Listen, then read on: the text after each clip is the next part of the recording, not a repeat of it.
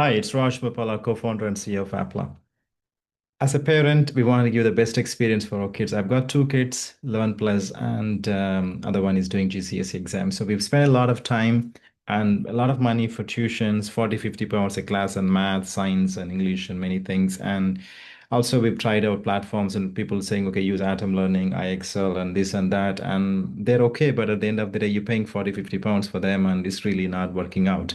It's just like only one, and again, where do you go for the next, right? And it's just like a simple mock exam practice, it's there are so many things you can do. It's not really a comprehensive feedback mechanism tool, right? That's what I think. I got really frustrated with all these tools, and again, spending with teachers and tutors is not really working out. So here, that's why we built Appla with the vision of actually helping kids as early as, like from year 8 years onwards to all the way to the GCSEs. We've got the whole curriculum built. Again, we've digitalized the whole UK curriculum here. So, and actually we're giving a value only 9.99 a month, 10 pounds, right? What is that? Is the cost of a pizza, even less than that. And so we want to give that a best experience for everyone. You can really see from year 4 to year 11, they can see every single subject, math, they can able to look at this lesson. They can practice but understand the concept first rather than writing an exam for the sake of writing. And then you can able to do a lot of practice also. Then, what is this thing? And then you can see the assessment and whatever you wanted to do. And you can do a lot of things again each year, year 4, year 5, year 6, all the way to there, right? And that's about it. And also you can, once you have there, then probably, most people will go for 11 plus, which obviously you can really see. And yeah, so we have built a comprehensive 11 plus past papers, around 5,000 papers we have. And again, four topics: verbal, non-verbal, math, and English. So you can able to see pretty much everything. You can take exams. Also, you can get the feedback. Also, you can see how many exams you've been taking. And these are the exams I've been taking, verbal reasoning, and also you can really give the feedback by the subject, by lesson, and at least it will give you a really great feedback for the parent and also teacher for obviously if he's having a teacher and also a parent and the kid for writing them as well. You can do quite a lot of things as well. So an example, let's take an exam for verbal reasoning. So you can really see that it actually I did an exam math for now before it actually tells you where you got right, where you got wrong. It's really great, right? As a parent, you cannot able to tell, what is the correct answer, right? So you can able to do, and it's brilliant, isn't it? So it just saves a lot of time. A lot of institutions are charging 40, 50 pounds, even for a paper sometimes, cost like that. And we're giving for free 5,000 questions, right? And many unlimited questions and papers they can do, all for 9.99, and they can do practice again if you want to do it. Just simply go and write an exam, and you can able to see submit papers. You can directly see as well, and the results coming through. As an example, let me go back and show the exam as well. So if you see some of the exams what I've done just now, you can see that exam coming through as well. You can really see the results. So it's just brilliant way to actually get the feedback as well as assessments for the kid who is writing the exam and studying, as well as for parents not to spend too much time for them to sit with them and write down exams, and also more importantly the cost. And we'll explain a lot also all of this in subsequent videos. You can also see that as well. I'd really trust this is valuable and take advantage of this offer. It's only 9.99, which is a significantly lower cost. Anyone can able to afford it. It's a cost of a small pizza these days, and compared to 40, 50 pounds a tuition class. And I truly trust this is helpful for you. And yeah, sign up at appla.com/UK, applaa.com/UK, and register for free. And it's 1 month free as well for you guys. So make use of it. And if you're writing the 11 plus exam, all the best. And again, we'll explain further details also in the subsequent videos. Thank you for watching. Right, welcome to The Explainer. If you're a parent or a student in the thick of navigating the 11 plus exams, well, you already know the sleepless nights they can cause. You don't need me to tell you that. Today, we are jumping straight into the real secret to 11 plus success. We're talking about the preparation and performance formula. Let's kick things off with the ultimate dilemma. It's the question I hear parents and students agonizing over all the time when faced with these exams.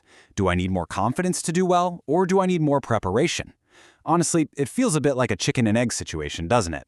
Well, the truth is, you absolutely need both. But here's the kicker, and this is completely crucial. They don't just magically appear out of thin air at the same time. One actively and deliberately builds the other. And spoiler alert, preparation comes first. You can't just look a stressed student in the eye, tell them to just be confident, and expect it to magically work on exam day. It just doesn't. True, unshakable confidence, that has to be systematically built from the ground up through regular, structured practice.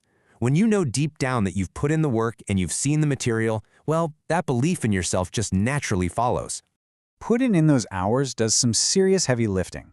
Think of regular practice as a diagnostic tool. It helps students decode those really tricky question types, flag weak areas before they snowball into actual problems, and absolutely sharpen both accuracy and speed. But, crucially, it familiarizes them with the relentless tick of the clock. Think about the sheer panic of staring at a blank page when time is literally running out. We've all been there.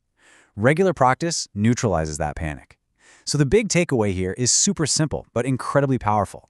The more familiar a student becomes with the exam format, the more comfortable and confident they are inevitably going to feel. To see how this plays out in reality, just take a look at these two variations of a math problem straight from the Appla 11 Plus platform. Both are asking the student to find the area of a triangle, right? But the wording, the dimensions provided, and the overall difficulty level are subtly different. By exposing students to these varied question types through regular practice, they aren't just memorizing one specific formula to regurgitate later. They're building true, deep mastery of the underlying mathematical concept. So when they face a brand new third variation on exam day, there's no way they're going to freeze up.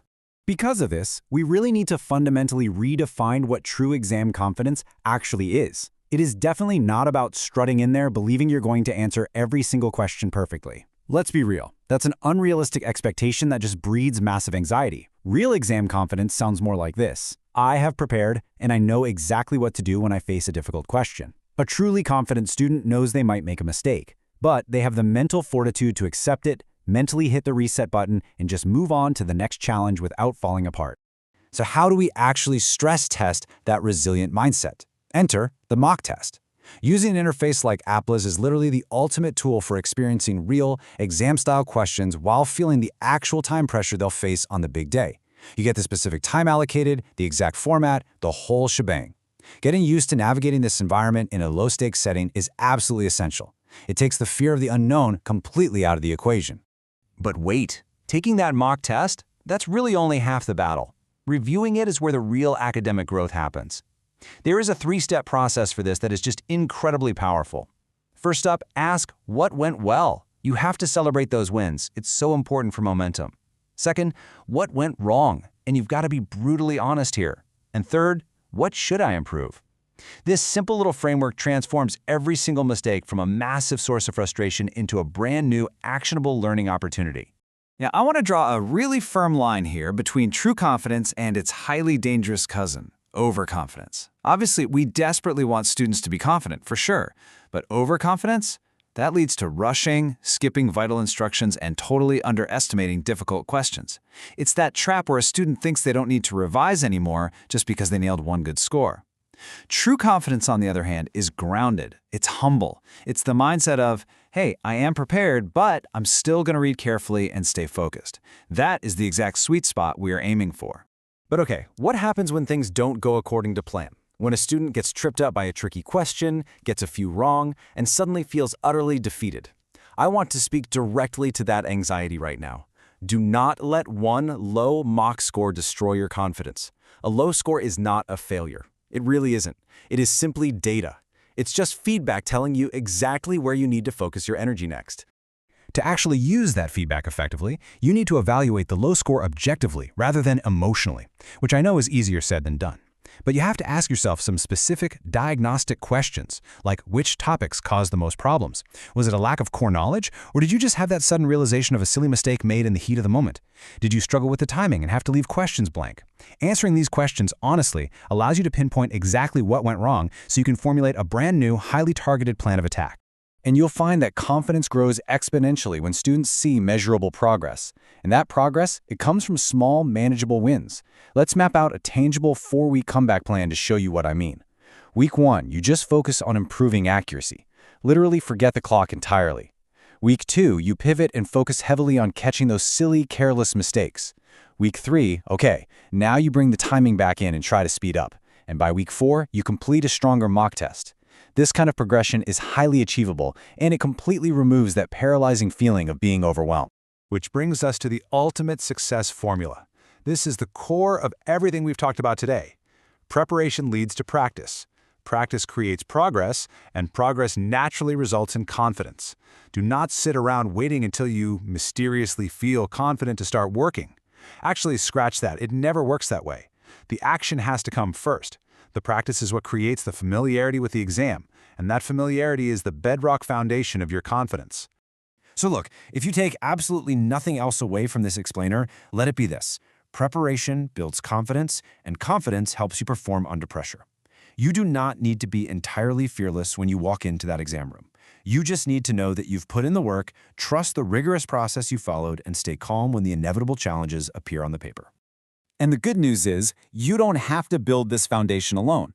Resources like Apply's 11 Plus Learning Hub cover everything from maths and English to verbal and nonverbal reasoning. It perfectly sets you up for that essential mock test practice we highlighted today. So I'm going to leave you with this final provocative thought. Are you going to keep waiting for